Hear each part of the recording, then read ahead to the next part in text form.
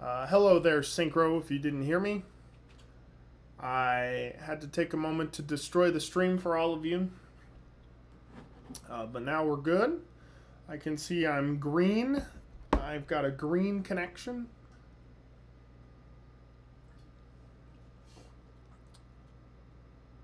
Yeah. Thanks. Hello.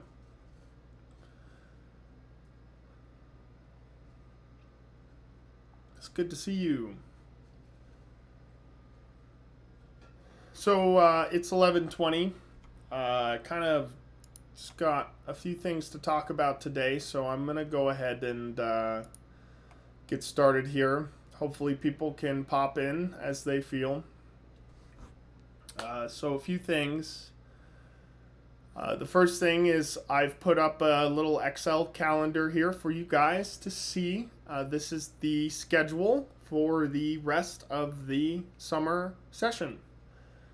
So you can see here that I've placed the midterm and the final. And so today we're going to cover inheritance, and then tomorrow we're starting with pointers. And then on Friday, we'll do a review. I did say at the beginning of the semester or the beginning of the session that there'd be 3 tests, but I just don't have enough time for 3 tests. So hopefully y'all don't mind. We're going to only do 2 tests. We'll do a midterm and a final. Yes, it'll be a true midterm. So I'll update the syllabus, but you only have 2 tests. This one will be cumulative up until this point, and then final will be overall cumulative, everything we've talked about. Oh, you're so disappointed, I'm sure. I figure since it's a shorter summer session, I won't have to refresh your minds with a second midterm. So this is the schedule going forward. I'll upload this to Web Campus so you can see it. Obviously, I didn't include the dates, but you can just pull up your little Windows calendar and line it up. It'll work. The second thing is tomorrow, I've kind of made this thing red. Tomorrow's kind of a hard day for me. I would like to be with you guys every day, and I promise that I will. But tomorrow I'm getting my second shot. That was scheduled way in advance. And in addition to that, Loaf is kind of old cat. She's a little bit sick, so tomorrow I have to do something about that. So tomorrow, or tonight, I'm going to record an introductory session on pointers. And I'm going to upload it before tomorrow. So during this regular class time, you can watch the YouTube video. But then we're going to spend 2 or 3 more days on pointers. So we can come back to this and answer any questions that you guys have. This will just be a little introductory thing. Synchro, I'm very aware that this second shot is going to ruin me. But I will bounce back. So I'm really sorry about that. But this is just how it's going to be. And then I'll be with you for everything else. Pointers are a little bit scary, and that's why we've got almost 4 days for them. I kind of do a slash review thing here. Since we've got 15 extra minutes in class, I might be able to kind of finish up pointers on Friday and then begin our review. In my classes, I always will give you a study guide. Always. And then I will also even give you the answers to those study guides. That also means since I'm making you use Lockdown browser, there's no webcam required for the Lockdown browser, but you still have to use it. I'm going to make a test exam for you guys to kind of test it out to make sure it works. And like I said, I'm not going to make you use a webcam, so if you've got notes, I don't mind. The tests are pretty hard, so yes, to answer your question, Reckless, you are going to be using Respondus, but no webcam.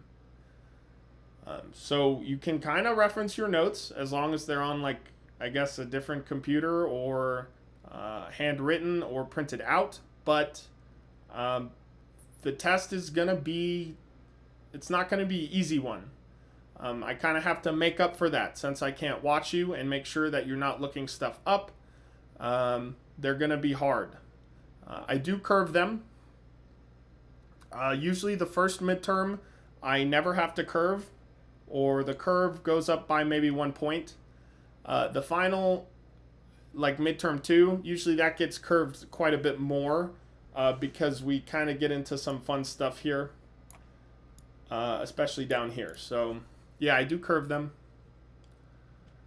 So as long as you're on top of the class, meaning you're one of the best students, you'll get A's. So fun, yeah, I think it's fun. I think it's fun stuff. So just stay in touch with me. I wanted to ask you guys how's this other assignment coming along. I kind of feel like it's a little crammed in here.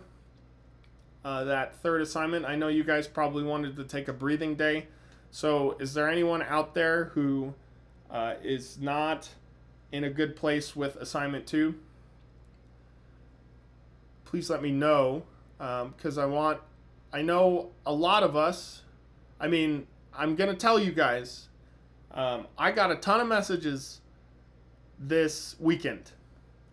Some of you guys started early, that's true, but you kind of maybe worked on one function and then took a break for the day, and then the next day you came back, and I was out dancing, like I said. So I got a ton of messages, and I tried to help where I could, but I eventually gave up on your questions. So I will extend this one, but I need you guys to be on top of these assignments, please, especially if you need a call. Okay, it's kind of hard to sometimes help you guys. It's kind of hard to help you guys via Discord message. You guys know that. If you're really close, I can usually point out where your code's wrong, right? But if you send me a function and it's like completely a foreign language to me, I have to work really hard to try to communicate it to you, and that's usually when voice calls are the best. But if you just message me on Friday night and you're like, can we have a voice call? I'm going to say no. Except for last Friday because Christine was out. So, try to make those office hours. If you need that in-person time, get started, come to office hours, know what you need to ask me. But as always, I'll always try to respond to your messages. So I'll move that. I'll even do a little Discord announcement real quick. I'm going to move assignment 2 2 days forward.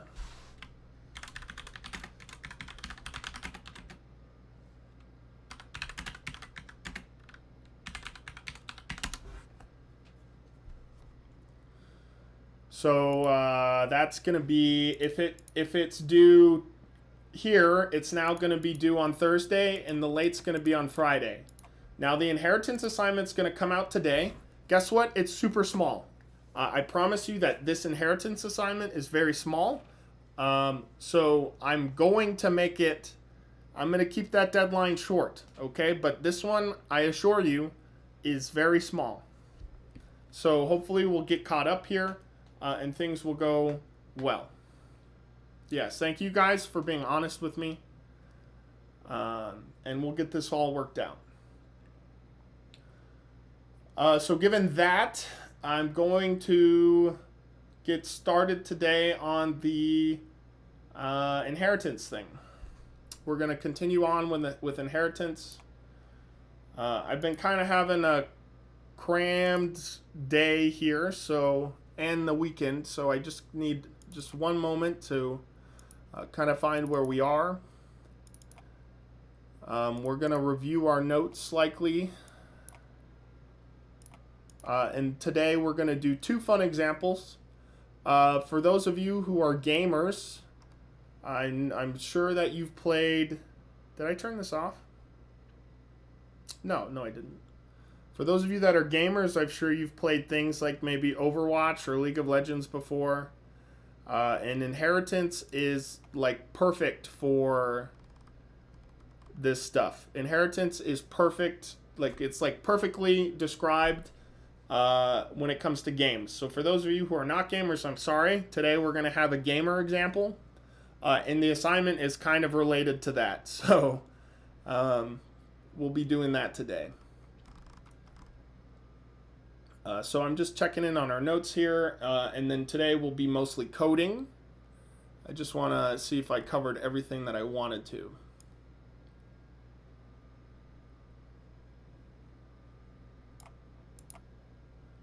All right, we don't need that. Your assignment ones are going to be graded hopefully tomorrow. I'm going to talk to Christine about that. All right, so we'll bring this in over here. So these are the notes that we went over last time. I'm just going to kind of go over them real quick again. Make sure that we can see it. Things are looking good. All right. So inheritance and composition.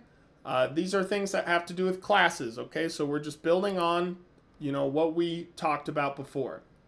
Recall that composition is has a, meaning that a car has an engine, right? It's a class is contained within a class. Inheritance is different in that two classes are they're not the same, but one class belongs to another class, such that a cat is a mammal, a car is a vehicle, but recall that this is a one-way relationship, meaning that a mammal is not a cat, and a vehicle is not a car, right? A vehicle could be a truck. A vehicle could be maybe a boat, maybe not a boat, but you see what I'm saying. Does it have to have wheels? Maybe it's a motorcycle. I'm not sure. I'm not a gearhead, but you understand that this is a one-way relationship. We always have a base class and a derived class. And so a derived class is a base class. That's how the relationship works. And recall that derived classes have all of the members in the base class. So if we're looking at a cat and a mammal, what do mammals have? They probably have, I think, fur. They have warm blood. They have live offspring. Cats have all of these things. There's nothing different in the cat than this, other than the cat is more specific.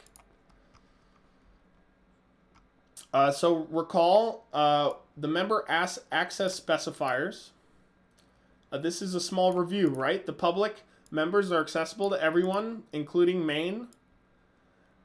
Private members are only accessible to our class, and protected members are accessible to the class and derived classes.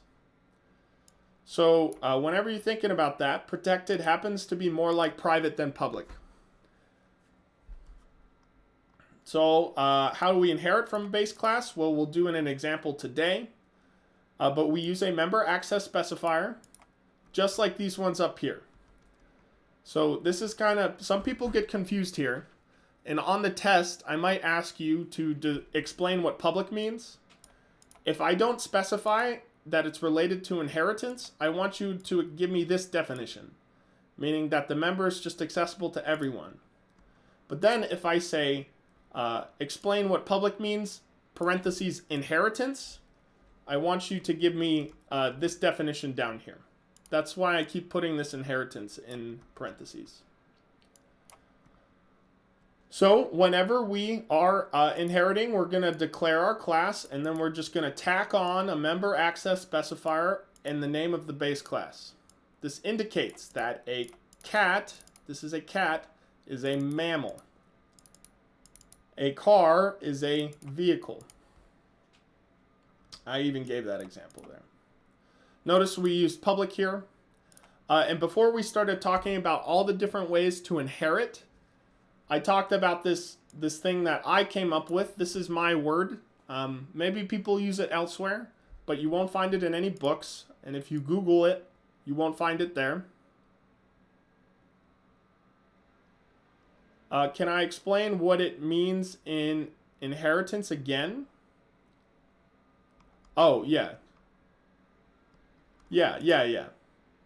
And we'll see it kind of today. But, well, so I'm going to review these. If that's what you're asking, I will review these. But I'm just going to reiterate that members that are super private, that just means that whatever those variables were, they were private in the base class. So in the case of mammal, this is the base class. Whatever variables within mammal are private, they are considered super private inside the cat class. In that the cat class does have these variables, but not even the cat class has access to them. So there's a set of variables, there's a set of members that the cat class has access to. No. I said that backwards. There's a set of members that the cat class does not have access to, but the cat class does have them. So for example, mammal might have a private bool offspring type. Yeah, it's like one layer deeper, as Lethargy said. So mammal might have a bool offspring, which if it's false, it's eggs, and if it's true, it's live offspring. I'm not sure. And so perhaps this bool is private within mammal. Only mammal has access to it. Cat does not have access to that variable, though cat does have it. It exists within the cat. So that's kind of confusing, but we'll see it in some examples today. We also went over it on Friday. I know I gave a direct example of that, so you can refresh your memory if you need. So let's just talk about the ways that we can inherit. If we're publicly inheriting, as we've done here, notice the public keyword. The public members will remain public. The protected members will remain protected. And as I said, the private members, for example, this bool offspring type, it's going to become super private, meaning that the derived class does not have access to it, but it exists. If we inherit privately, public and protected members will become private, and the private members become super private. This is a given. This is actually a given in every single one. In any kind of inheritance, private members become super private. And then finally in protected, both public and protected members either become or stay protected, and the private members become super private. There's one thing I wanted to say here as I'm coming back through it. If the member access specifier is not specified, that's a mouthful of specified. If the MAS is not specified, C++ defaults to private, just like with classes. So if I include an example here in which I say class cat inheriting from mammal, notice that the MAS is missing. I didn't specify it. All you need to know is that C++ is defaulting to private inheritance. I would say as a good coder, if you're a good coder, you're always going to include that MAS. But let's say you go to your professional job, they ask you to fix this guy's code from 1986, and you look at it and you say, whoa, where's the member access specifier? Well, that's when you need to know this. You say, oh, it's private. Let's fix that. There you go.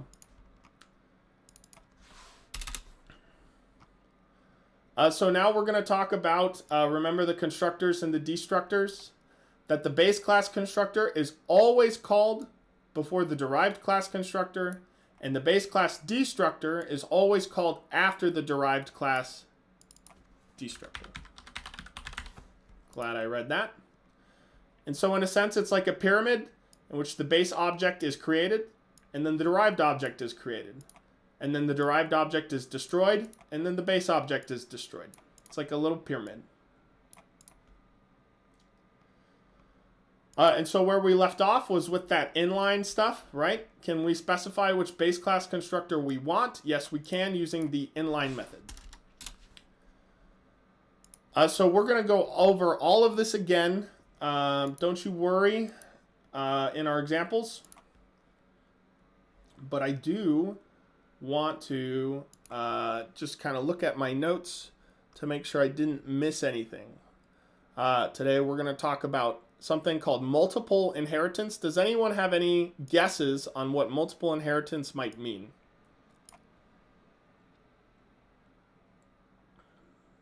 Yeah, there's a few other notes that I want to include in here.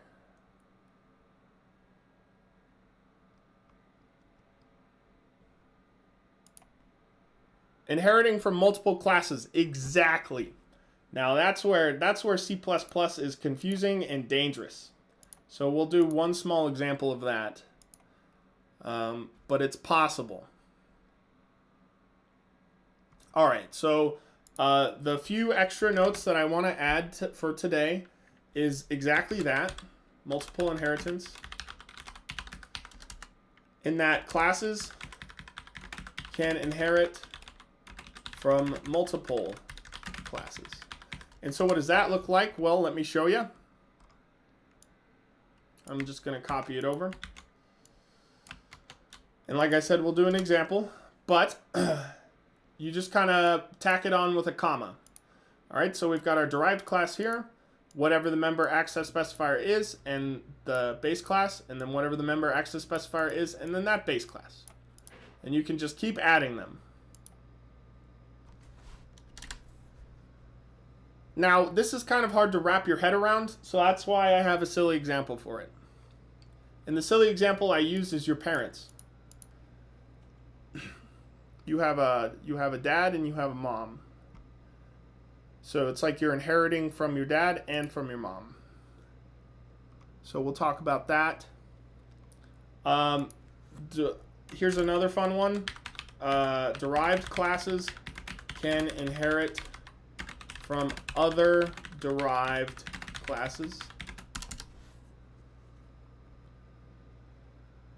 We covered that. We're going to talk about a function override. I maybe mentioned that already. That was kind of what we wrapped up on, in which a function override, kind of sounding like a function overload, is that of a function in the base and derived class that has the exact same prototype. So this is the main idea of assignment 3 and kind of what I was going over last time with the shapes. So a function in the base class and derived class have, I guess I'll fix my English here, have the exact same prototype, same type, same name, same variables. And then if it's const, same that. If it's static, same that. It's exactly the same.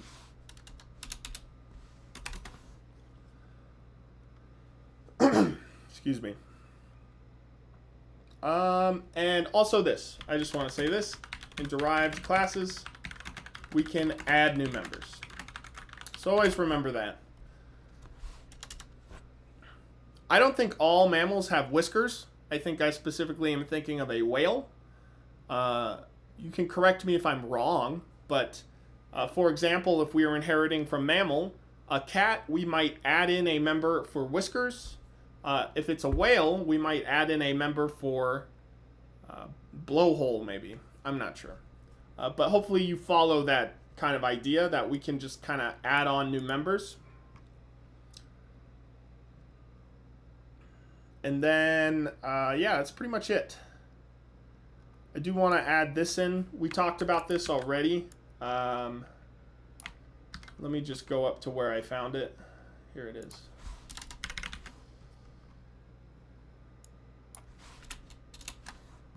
So recall, I mean, we kind of talked about this a little bit last class. If we want to specify the constructor from the derived class to call in the base class, we can do it with the inline method. So now we're going to get into the examples. The first one I'm going to start with is the multiple inheritance because it's going to be easy, quick. Easy and quick. It's not going to make very much sense, okay? I mean, it might, but the way that I'm going to do it is rather clunky. And that's because multiple inheritance in itself is very clunky. A lot of programming languages do not allow it. I think Java may be a language that does not allow inheritance. Multiple inheritance, that is. Almost all object-oriented languages include inheritance, but multiple inheritance, some choose to leave out. So let me grab a CPP file here. And let's start talking about this goofy little example. So for every single program that we make, we're going to go ahead and use our favorite stuff. We're going to make a main, and at the end we're going to return 0 because I'm old school and I love to do that. So I'm going to use my last name, and I'm going to use someone else's last name. I picked Lopez. So let's pretend like we have a class person just for fun. And in the, we'll start with private. Let's just assume every person has a string last name. Excuse me. I'm a little scratchy today. And we're also going to assume that they have some origin. For example, my last name is Petrowski, which comes from Poland. Lopez, I would say, is a Spanish last name. So that comes from maybe Spain or Mexico. I'm not geographically inclined, so I do apologize. I hope not to offend anybody. So that's going to be our person class, and let's pretend that in the public area we've got a person constructor. And this default constructor is going to initialize these values to default values. Can anyone tell me, so these are strings. Let's pretend that they weren't objects. If I want to ensure that these get initialized to an empty string, what can I type here?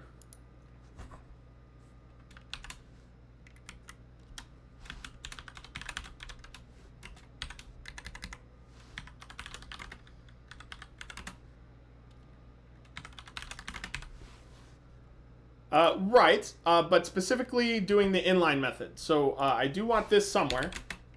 I do want that somewhere. But if I'm inlining it, say I want the last name to be set to this value. What exactly is the syntax for that? I'm just checking up on you guys, making sure that we kind of remember a little bit about what I was pushing last time. We only spent one day on it, really. Yes. Chowder there. Dr. Chowder. Nailed it. That's exactly what we're going to do. Last name. Right? And then the origin is going to be like this. Right? And so we can do the same thing with this. I'm going to just copy it. But instead of these quotes, I want to initialize it to these parameters, right? So I'm just going to copy in that ln and put it there. I'm going to copy in that O. I'm going to put it here. Okay? So hopefully that's making sense, and that's going to be our little person class. So now I'm going to derive two kind of family classes. How about we make this family? I would much prefer that. In my opinion, it would make more sense. It's going to be family. So we're going to have a Petrowski family to start. So we're going to have my last name, if I can spell it right. And let's say that we're going to publicly inherit from the family class. And up here, I'm going to include a getter function. I want this function to be string get last name. Is this function going to alter our object if I'm just going to return a copy of the variable? And if it's not going to alter it, what can we add to it to ensure that it won't change our object? The difference between mutators and non-mutators. Const, exactly. These are going to be constant. That's exactly right. Getters are constant. Now, this was kind of someone got caught up on this. I don't remember who, but recall that I can declare an int in here, int x. Now, this x belongs to the function. It does not belong to the family class. Rather, it just belongs to this function. Now, in a sense, the x belongs to get last name, and get last name belongs to family. So, in a sense, it kind of does. But you can 100% alter this variable. But what you're not allowed to do is alter this variable. Anything that you don't have to declare, you are not allowed to change. Anything that you can declare, you're allowed to change. So, for example, in assignment 2, I declared a string R, and I said this. And that was kind of to give you a hint on maybe what to do. Notice that there's 2 spaces there. Maybe one for the suit and one for the value. But however you want to do that is fine. Notice that this is declared, so you can change it as much as you want. But these getters are just going to return our last name. And it's also going to return our origin. So the Petrowski family is from Poland. So I actually don't need to add anything to this. I'm not going to. Other than I'm going to specify a constructor for it. So I'm going to do this one here. I would like to call this constructor. If you come in here and look at this example here, that's exactly how we do it. That's also how we did it in the shapes example. So if I want to call this constructor and not the default constructor, I'll kind of show you the difference. And I'll show you exactly what the problem is. Can anyone tell me why I am not allowed to do this? It's not a trick question. I am just making sure we're keeping up. Why am I not allowed to do that? Last name is private, yes, but in addition to that, it's super private. So these are private up in the base class. This is base class, right?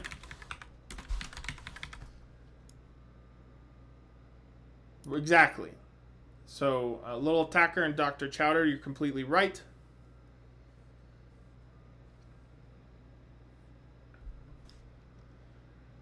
So I can't access this because it's private. It's super private in a sense. So let's say I don't touch those. Now, some of you guys were saying this, right? Synchro and TWG. If I leave it like this, you guys were right. You guys were correct. If I leave it like this, we're calling the default, right? This automatically calls the default.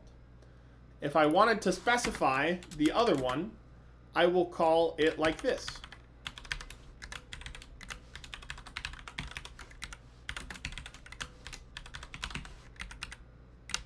And that specifies the parameter constructor. Yeah, so you guys are all on board with that, I think. Excuse me. So notice this is kind of a cheapy way to get to those private variables. This constructor has access to them. And this class has access to this public constructor. I could even make it protected if I wanted to, but We're not going to go that far. So Petrowski has access to this, and this function has access to these. So it's kind of a cheapy way to get in there and say, hey, I would like to set those variables, please. So that works. That works. So I'm just going to copy Lopez here. Because, yeah, TWG says because you're using a public constructor via the base class. And that's exactly right. So we're going to have the Lopez family here, hailing from Spain.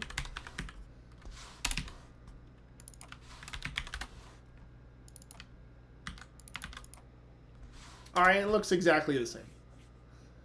So now let's say the Petrowski family and the Lopez family get together, and they make a new family. Now we're going to have this, in a way.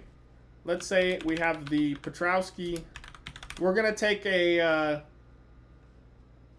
global view of this. We're going to do kind of the hyphen. That's pretty standard in most places, right? They kind of append on last names, so they keep both.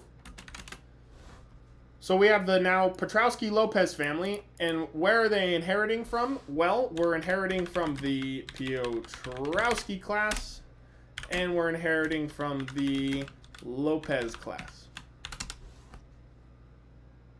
Kind of hard to see there. Maybe I can make this just a tidge bit smaller. I think you guys can still see it okay. So notice here, this is the multiple inheritance part.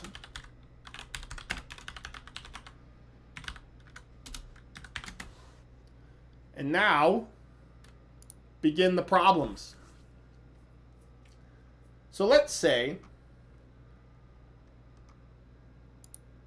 well, let's just leave it like this for now. And let's say down here I declare, I have to put a semicolon here. Let's say somewhere down here I declare one of these objects.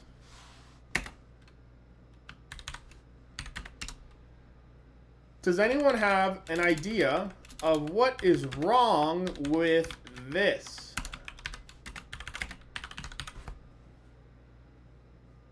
Does anyone have any ideas? What the heck is wrong with that?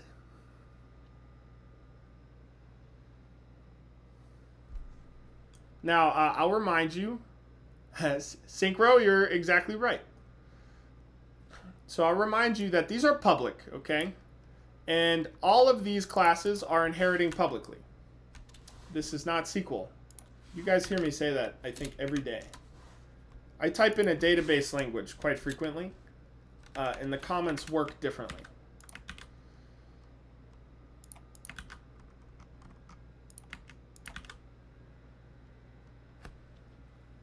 So notice that these are public.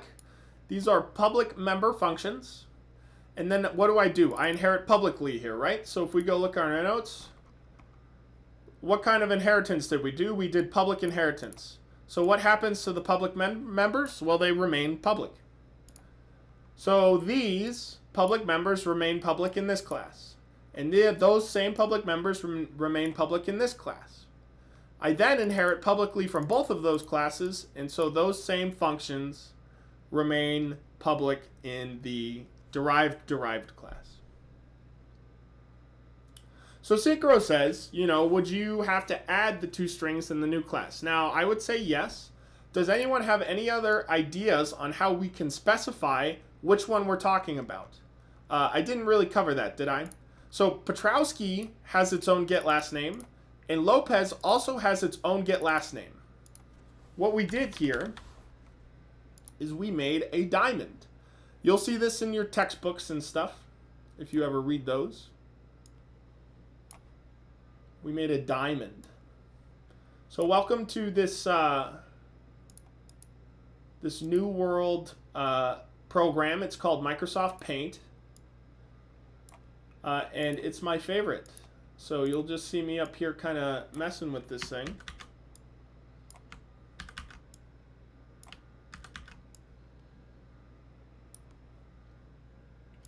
And what happens here is that, in a way, this is going to be a goofy little one, but this inherits here, right? Hey, That's not at all what I wanted to do.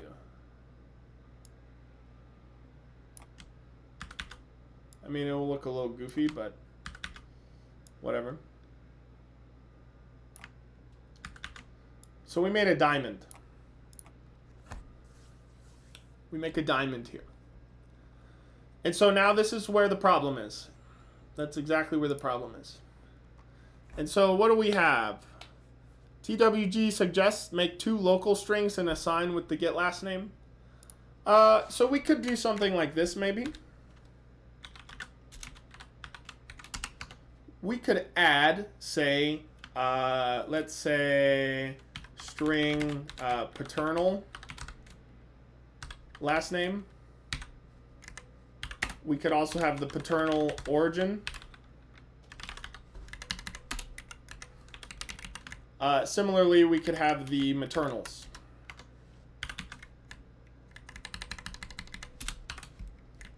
So we could add those, but then I pose the question: how do I set those appropriately? So I'm gonna ask you guys one more time. I'm gonna initialize them a little bit differently here, just because we're kind of getting this thing down here. So I know that there's a constructor. There's a few constructors I want to call.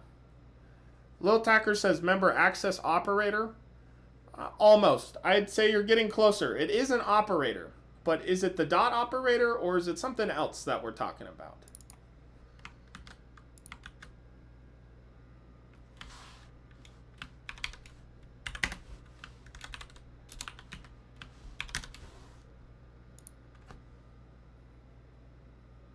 So I'll actually go ahead and, well, it doesn't really matter.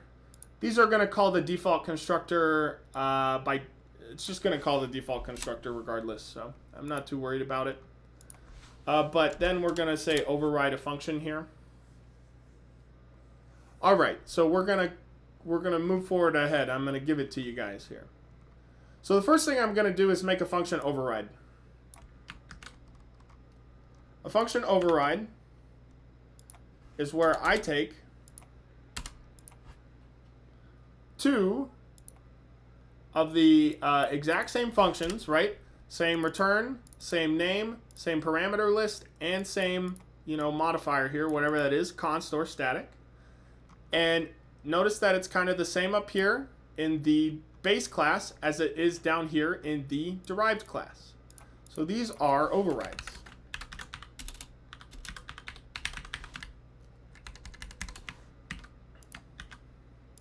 Now, I can't do this, but I can do this. I can say, hey, get that last name, right? Because this is a public function, but this still should not work because I want to specify which one it comes from.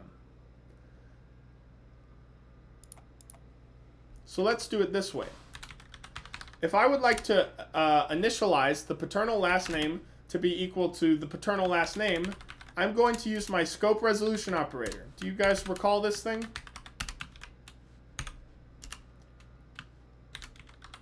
If I want to initialize my paternal origin to my Petrowski origin, I'm going to use the scope resolution operator. I say go into the Petrowski class and get the origin. And then, whoop, I'll copy paste this code because I hate typing. I'll change these to maternal and I'll say go in the Lopez class and get those. So how do we tell the difference with the scope resolution operator? I could even come down here and say this. Now this might be a little confusing to you, but this code works. I call the dot operator on the object, and then I'm going to use the scope resolution to specify which get last name that I'm talking about. But notice here, I set them like this, using the scope resolution operator. Let me add some comments here. Use scope resolution. And guess what? If I wanted to call the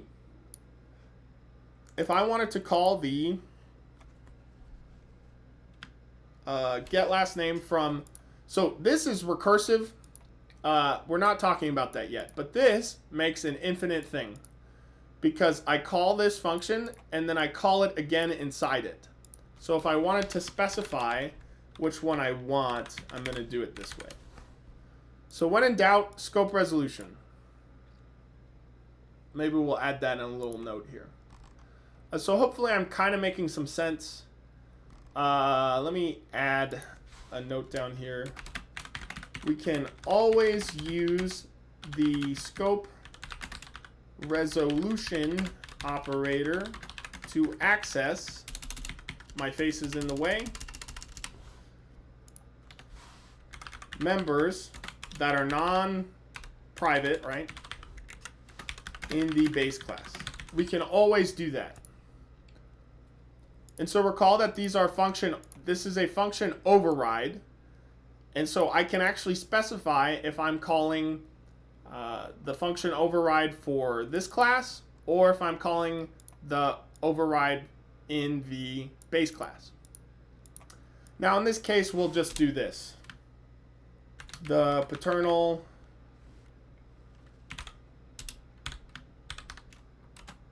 so I'm kind of wrapping up on this example. That's really all we're going to do with this. So if there's something you need me to kind of go over again, please let me know.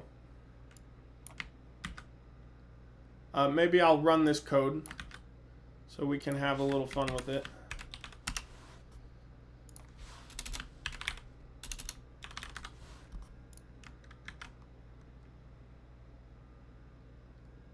Why are you mad?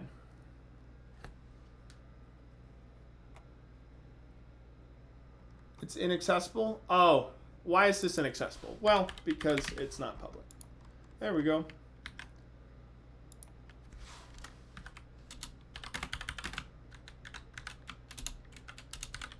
I'm sure that was sufficiently confusing for some of you guys. So let's just take a small breather. Let's hop onto our favorite server, Bobby. He's almost always there for us, unless he's giving us bad allocation errors. Sometimes that happens when your instructor makes you read in a database of 270,000 Olympic events, and then your code is running all night,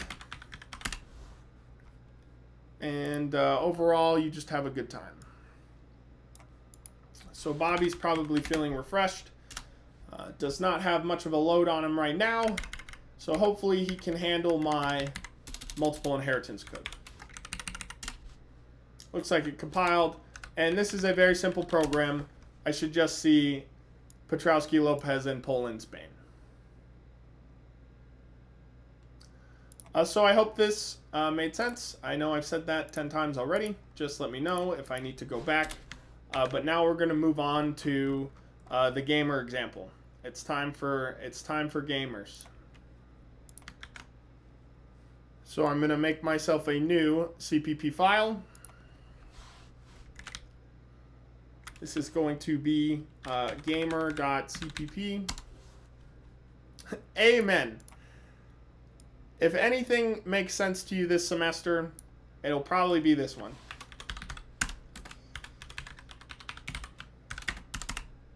So, can we switch to the last note for a second? Yes. This is what I said. Let me make sure that I can kind of scroll up here just a little bit. Okay. Is that good? All I added was that we can use that scope resolution operator to grab pretty much anything that's public in any of the base classes. We can say, hey, I'm in the Piotrowski-Lopez class, and you know what? I actually would prefer this function from the Piotrowski class. So I'll just specify that scope, and I'll go in there and grab it. So I'm going to ask for some class participation here for any of you guys who've played any games that have multiple classes. For example, Overwatch. What do you have? You have the tanks. What's that? Reinhardt, Roadhog. You have the DPS characters, right? That's like Tracer, healers, right? For those of us who have played League of Legends, what are we talking about? We've got top classes, we've got mid. So what do these things have in common? Can you guys name variables that classes have in common? And think simple. Right, support. What does every player have in common? They have a damage, yeah, I like that. What else? What else do they have in common? A health bar, yeah, that's exactly right. They have a health bar. I think they have, so they do have some abilities, but they have movement speed, right? Movement speed is another one. Now, the abilities is kind of where they are different, right? The abilities is kind of where they're different. So that's how our inheritance is going to come into play here.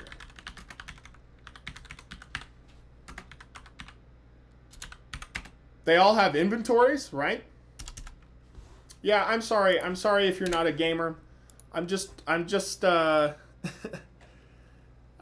you know, coming up with a fun example here. What else are there cases where there's multiple classes? You could think of maybe a directory of employees. You're going to have maybe a CEO. You're going to have maybe the accountant, the front desk person. Yeah, I know you've been silent all class. Yeah, not all of us are gamers. So just think about things that you know, share kind of a big thing. For example, a person, and then as they break out, they kind of get some different things going on. So we're going to continue with our gamer example, and we're going to make a class for a player. Okay, and so let's pretend that our player has all these things. They have maybe just some health and maybe some damage variable. In addition to this, I'm going to add a static variable. Can anyone remind me what it means for a variable to be static? Static int player count.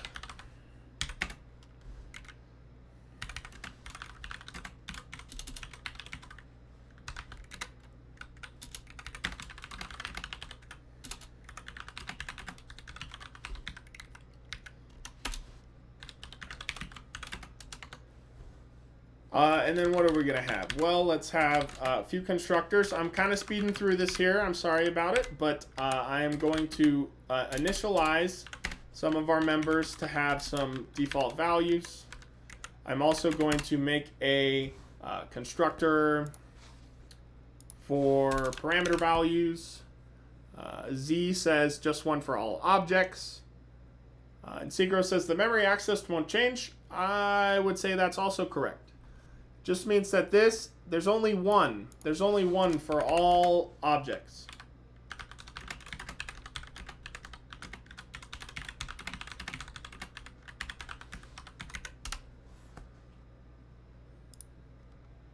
All right, so this is our default constructor. I'm going to really add the comments in here because we need to see those. That's our default constructor. Let's add in our parameter constructor. And so maybe this one is going to take in two ints, int h and int d. And let's go ahead and initialize our variables as we've always done.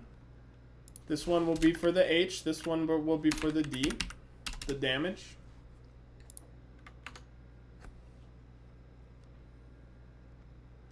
Can anyone give me an idea on how this has to be initialized? If you kind of get it, that's fine. I'm not looking for a perfect answer, but do you remember from a few classes ago, if I want to initialize one of these static variables, where does it have to be done? Is there anything else I'll add? I will probably add some more member functions here at some point. But for now, we're not going to do that yet. Z says globally. Yeah, so that's where it's going to happen. Does the static come with it? Let me ask you that. Do I include the static outside? of the class.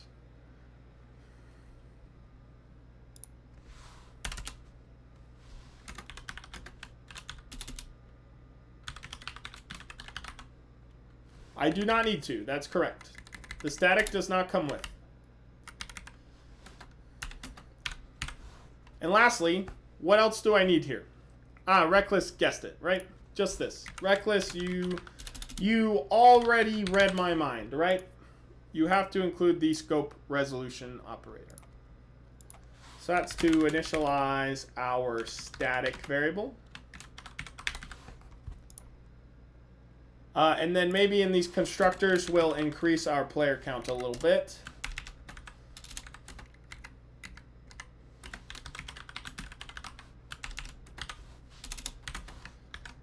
And then maybe let's make a destructor so we can decrease that player count. This is our destructor. What are we going to do in there? Well, we'll say, hey, player count, minus, minus.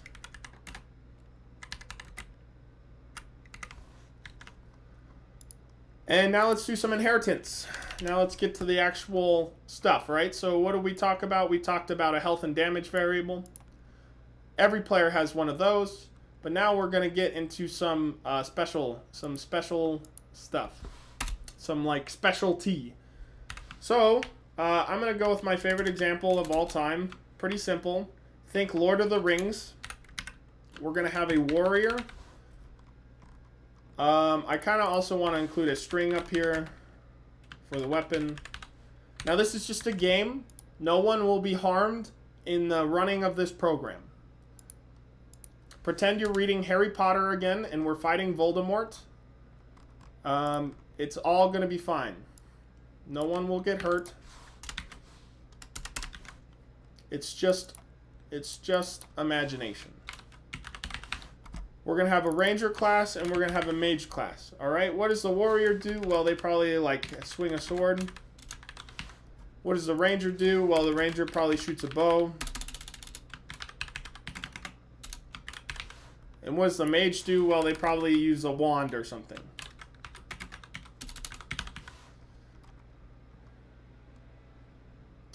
I want to initialize this value. Since I added it in there, I'm just going to kind of tack it on here on my constructors. And since we're kind of getting wide here, I'm going to go vertical.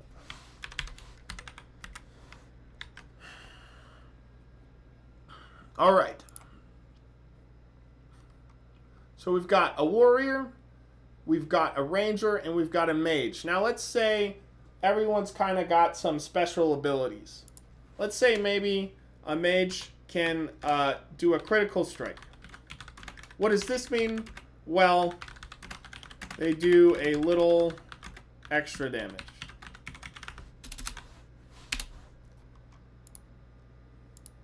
I don't know why I included the well.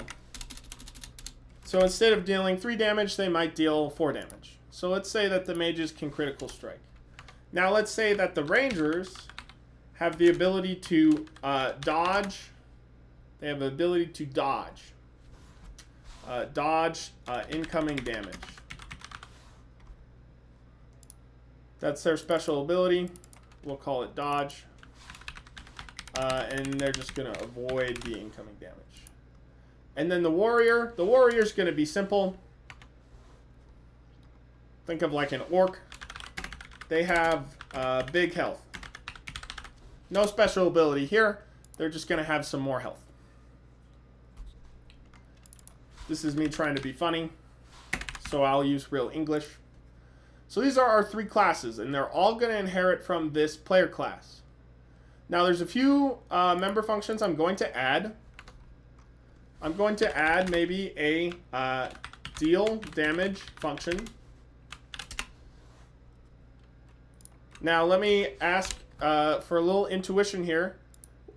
This deal damage function, notice that it's not static. Do you think that it should take some sort of parameter? And if you do, what kind of parameter do you think it'll take? Now I'm also going to add one more. We're going to add a receive damage function. And we're going to do something like that. Synchro says an int. I like how you're thinking, but think about it this way. Every player has a damage variable. Every player has a damage variable. So think about it like this. Player 1 attacks player 2. Player 1 attacks player 2. So assuming player 1 has a damage variable, the int is already coming in. So I'll give it to you.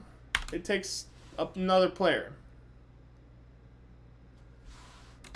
P2. Right. So you might say, well, so let's do the easier one first.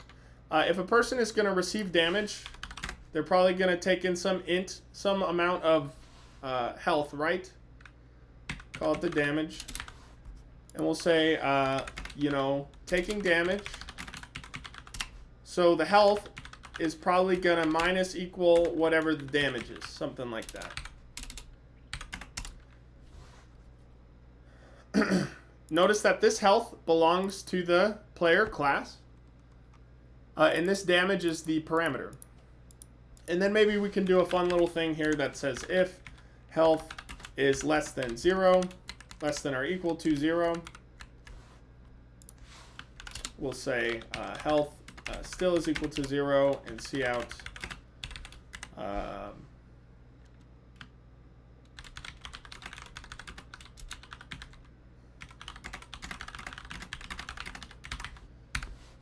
I'll just say game over.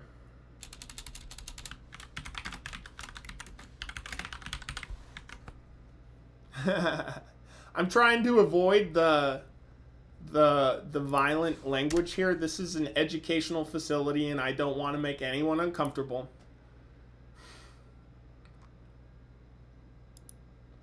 So we're just going to say game over. So this one makes sense, right? So what are we going to do here? Well, player 1 is going to attack player 2. So what do? We say something like P2 dot receive damage.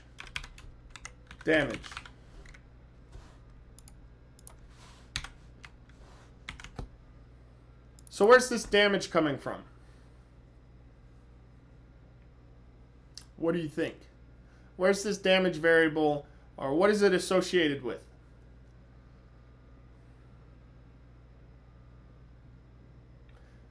And I'm going to introduce kind of a term to you after this so that we can remember it. And so whenever I ask you in the future, you can answer it exactly the way I would like you to. I'll give you a few more Jeopardy moments. I'll check on my water here. Associated with the player 1 values. So that's correct. And so recall that this damage belongs to the player 1. And what we're going to call this is the this object. Now we're not talking about pointers yet, so I'm not going to tell you exactly what this thing is, but you can type this. Notice it turns a nice pretty blue color, which means that C++ knows what it means. So when I call the this object, I'm referring to the damage that's associated with the player. So probably down here in main.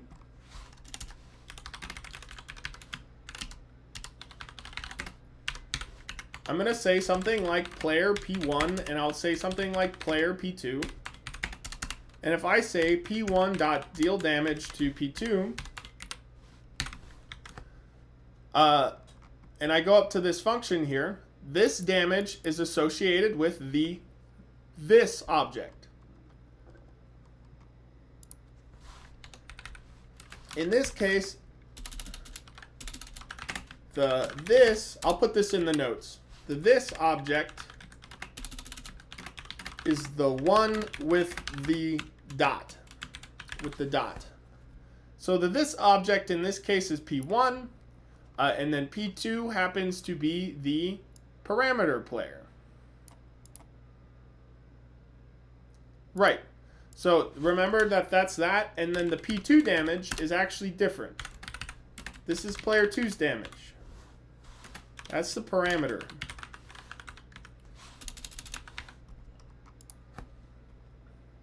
So the P2 damage is different from this damage. This damage belongs to the this object, and P2 damage belongs to the parameter. So that is always confusing for people, and so that is why I need to talk about it. So let me add this. I'm just going to say this.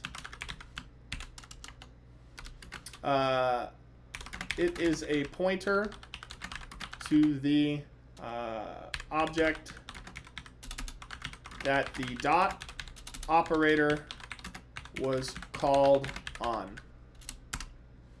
So when we talk about an example, we will say something like P1 dot deal damage to P2. And so the this object is P1, and P2 is the parameter. So whenever I say that, I'm going to say, where does this damage come from? You can say this. It comes from this. Now, it doesn't make sense yet.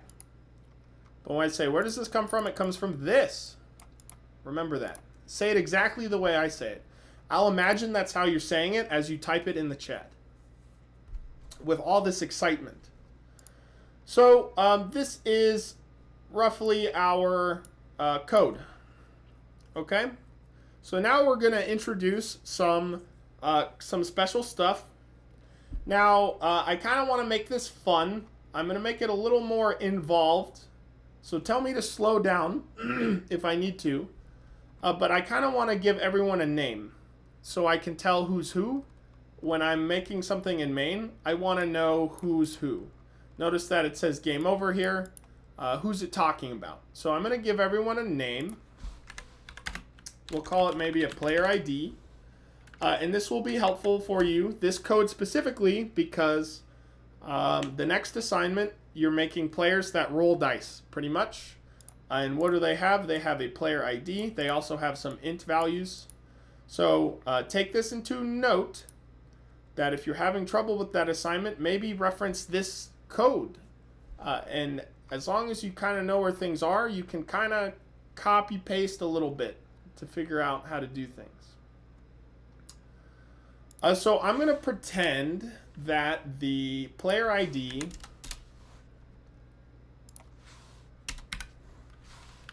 I'm not going to initialize it the other way because I'm running out of space, but I'm going to pretend that it's going to be P dash, and then I want to give it some unique identifier. This player count is going to go up as players join the game. So as soon as I make play P1 here, player count goes to 1. As soon as I make this one, it goes to 2. As soon as I come down here and I make player P3, it goes up to 3. Right? That's what the static variable is doing. Notice that the number changes every time. So I'm going to kind of use that to give players their own names. So I'm going to bring in one of my favorite libraries here called string. And I would like to convert the player count to a string. Okay, so what's this going to make? P-0 or P-1 or P-2. And maybe every player can have a variable for that called string get player ID.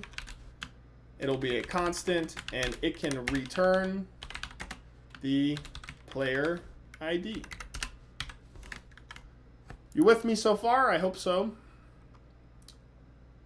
All right, so everyone's got health, everyone's got damage, everyone's got a weapon, everyone's got player ID. We're going to keep track of how many players there are. Here's a default constructor. Here is a parameter constructor. I'm glad that we're talking about this because I missed some stuff. Thank you for sticking with me. Gotta make everything look pretty. Now that doesn't look pretty at all, but now it looks better. We have a destructor, so when players go out of scope, we're going to deduct from that player count. We're going to have a deal damage function in which we're going to apply the damage from the this object to the parameter object. We're going to have a receive damage function that takes in some amount of damage, and it's going to subtract it from the health. Now we can have a fun little message here that says maybe get player ID is battling pt.II.getPlayerID. Okay, so maybe we'll put that little fun message in there so we can tell who's who. And now we're going to get to the inheritance. I want to tell who's who here again, so I'm going to call the getPlayerID so we can tell what's going on. All right, so now we're going to do a warrior class. This one's going to be super easy. Can anyone tell me what the very first line of the inheritance looks like? Please.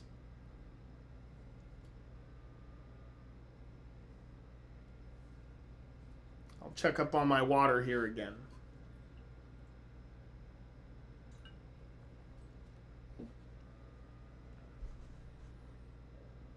Now, I don't have the notes pulled up, but you can take a guess, right? We've done a few examples of this already. We did it with the shape class, right? We did it with a square and shape. We also did it with Petrowski and family. We also did it with Lopez and family. We did it with Petrowski, Lopez, and Petrowski and Lopez. Yes, that's exactly right. I'm going to make a class warrior. I want it to inherit from the player. Usually we do public. Now that's up to you, okay? So usually I do public because that's how I design things. If you're designing the code, it's up to you how you want to use these.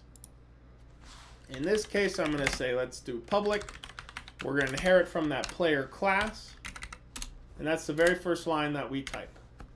Now guess what? Warriors have all of this stuff.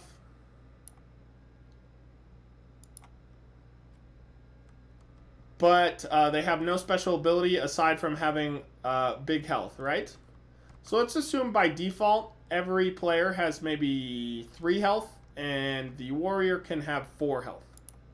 So all I'm going to do is make a constructor for the warrior. Now the default warrior constructor will call the player constructor. I want to specify the parameter constructor. So I have a choice between this one and this one. I definitely want to use this one, so I'm going to do that. Let's say the warrior gets to deal 3 damage. No. I'm going to give them more health. Let's say the warrior gets to deal 2 damage. The warrior gets to have maybe 10 health, and they get to use a sword. I'm putting it in the wrong thing, so if you're confused, fear not, I was being confusing. Alright, so that's our default warrior constructor. Am I going to do anything else? Nope.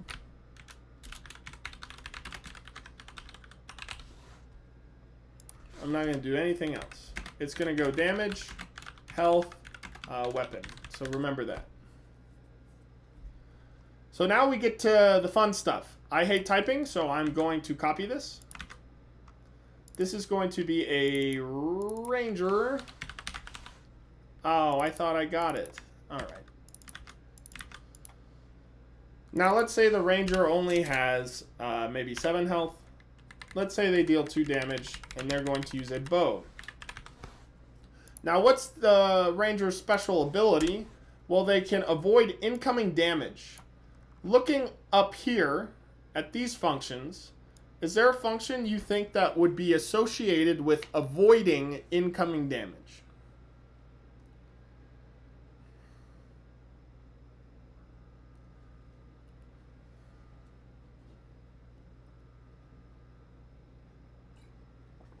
The receive damage function, right? That's what we think. We say if we're going to avoid some incoming damage, then maybe we'll do the receive damage function. So, I'm about to do this. Can anyone tell me what this is? What I just did.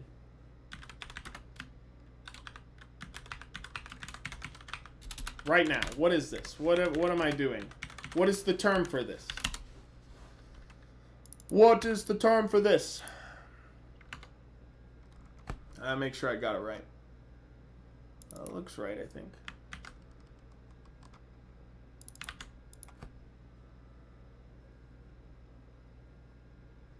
The term is... Where is it? I will find it.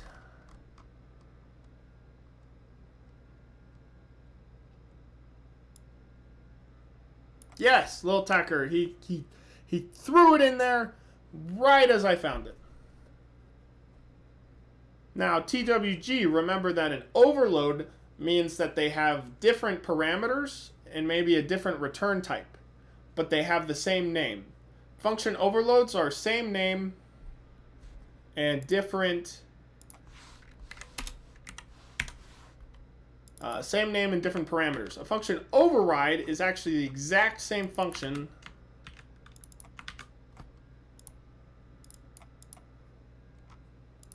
the exact same function, same parameters, same name, same type. So this is a function override.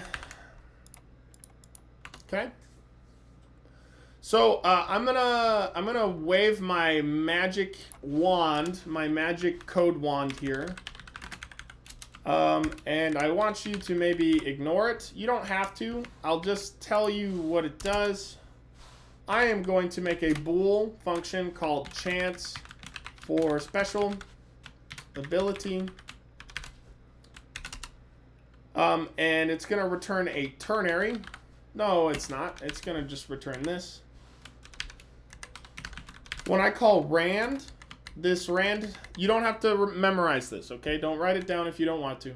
I do this a lot, though. I kind of like to have a little bit of randomness in my programs. Rand will return a random integer.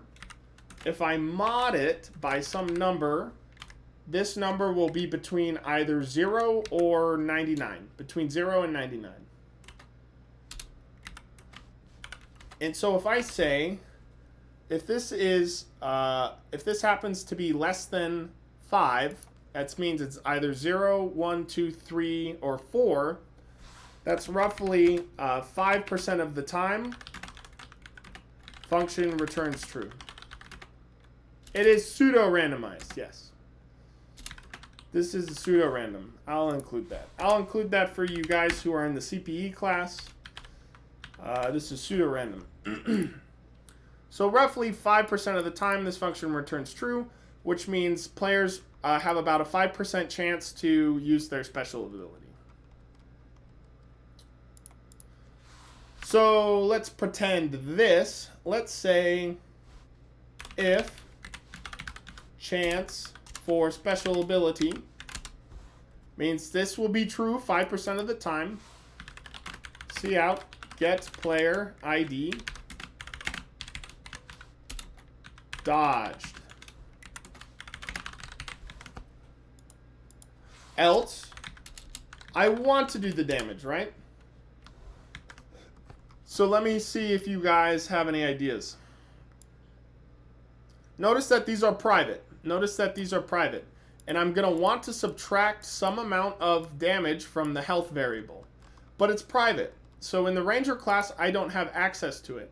Do you guys have any idea how I could do what I want to do without changing this to protected? Now, that's an example, right? I could change it to protected, but does anyone else have an idea? And I'll give you a big hint. This is a huge hint, but there's one more piece to it.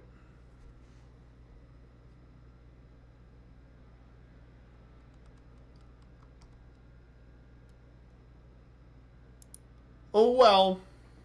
So notice this. Here's what I'll say. We really haven't talked about this, so I don't mind. Let's say we make a ranger, and let's say we make a warrior. And I say, little attacker, you nailed it. Yes, so that's exactly what he said. That's what I want you to do. I'll talk about it. But let's say the ranger is dealing damage to the warrior. So this deal damage, so this deal damage, which one is called? Well, if I highlight it, well, yeah, so that calls the player deal damage. But what does the player deal damage call? Well, it calls receive damage. So I'm mixing this up. I'm getting nice and confused here. I should just do it this way. This is the ranger, and this is the warrior. So let's say that the warrior deals damage to the ranger. So the warrior calls deal damage. We hop up to that deal damage function, and then we call receive damage on the P2. The P2 is the ranger, so it actually calls, not this one. It doesn't call this one. It calls this one. And so let's say the ranger does not dodge. Well, I'll just say, all right.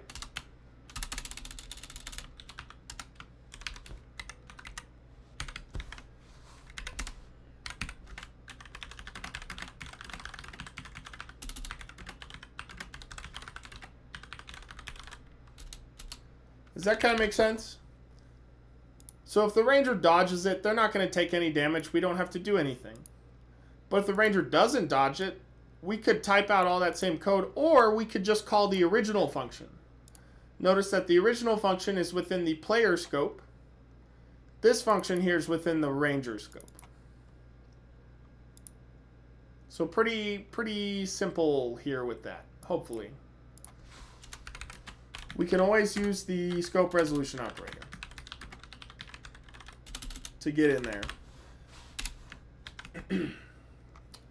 All right, so finally we're going to do the, excuse me, we're going to do the mage, and then we'll try to make the program work before class ends.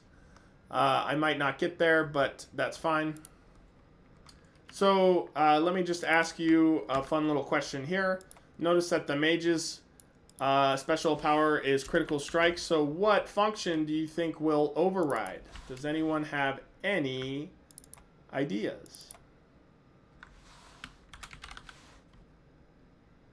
Yes, that's exactly right. So I actually don't care about this function. Well, I'll type it from scratch. Let's say that the mage is the same stats as the ranger. But we're not going to override receive damage because that's not the special ability. The mage's special ability has to do with dealing extra damage. So let's go ahead and override this one. If we're going to override it, we need to know this exact name, this exact prototype, just like that. And then we'll kind of do the exact same thing that we did.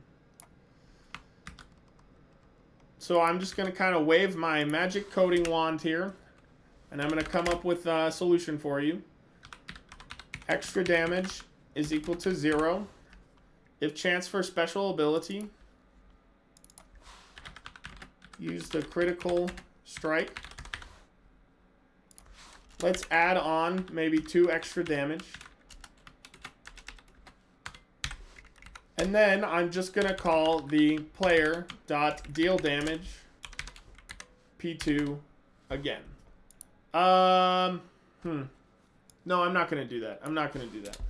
I'm going to do P2.receiveDamage. I was getting ahead of myself here. And then we'll take the, well, we're kind of in a pickle here. I can't access this, and I want to, but I can't. So I'm gonna move it. I hope you guys don't get mad at me. I'm just gonna make that one protected. Okay. Please don't get angry with me. I just moved the damage to protected so that I can access it down here.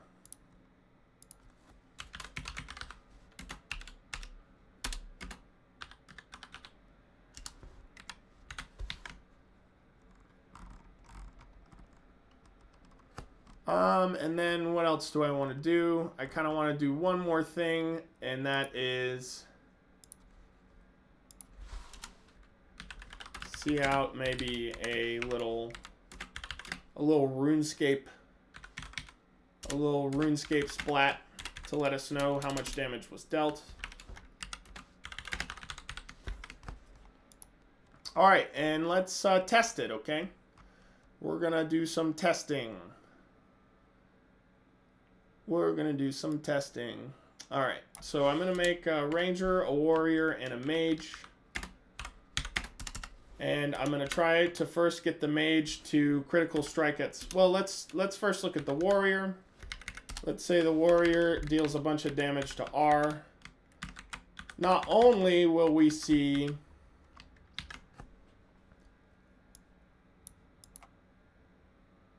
we should see some dodges, right? So not only will we see what the warrior's damage dealt is, which will be 2, but we'll also see potentially some dodging. So I'm going to run this function real quick. I've got to do something real quick.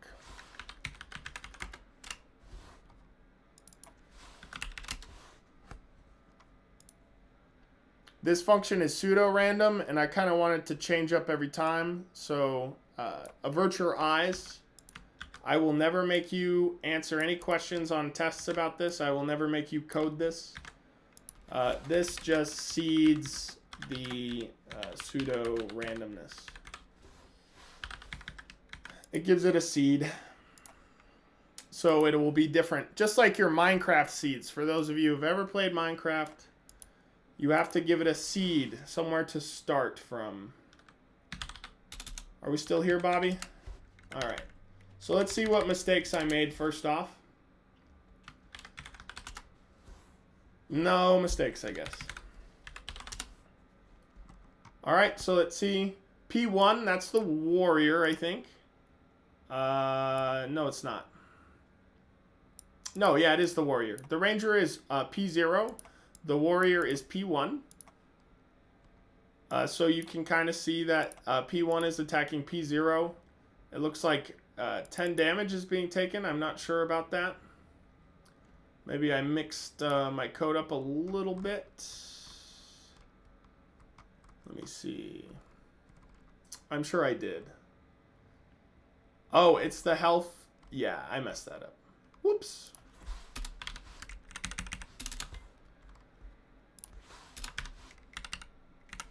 I see that we're kind of running out of time here. So please just bear with me. The warrior, what am I doing? I'm just a little flustered. All right, so we'll try it a few more times. Let's see if we can get that ranger to invoke their special ability. Nope. Run it again. I'm going to make it a little bit smaller until I see it. Maybe someday. Or maybe I can increase the chance that it will happen. Since it is the end of class, I'm just going to kind of dink around with this for a little bit. Is there anything that you guys would like me to talk about? Kind of to revisit. I'll revisit inheritance tomorrow a little bit in my video. But we pretty much did it. We pretty much got to the end there. And I'm just running out of time here to show you the example. But let's see if I can get him to dodge.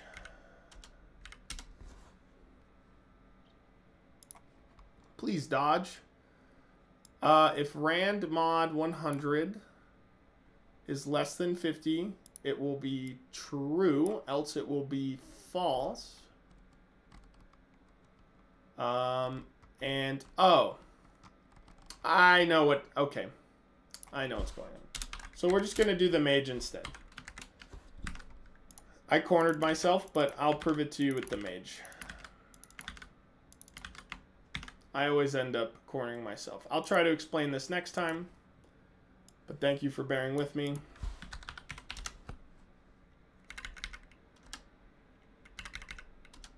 All right, there we go. So there's some special abilities being used there.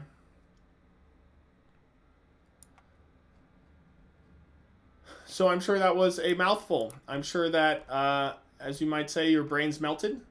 But this is some pretty nicely organized code.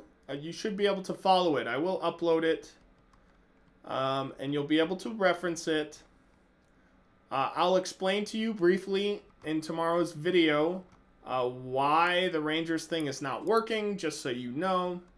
But I won't melt your brain with that right now.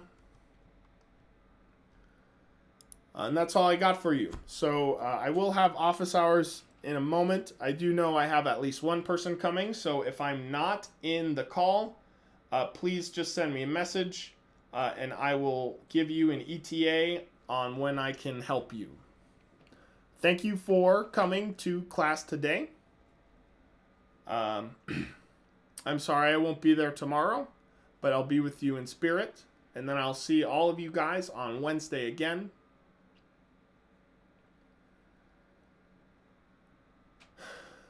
It's always so nice to see you guys. And I hope you had a great time today.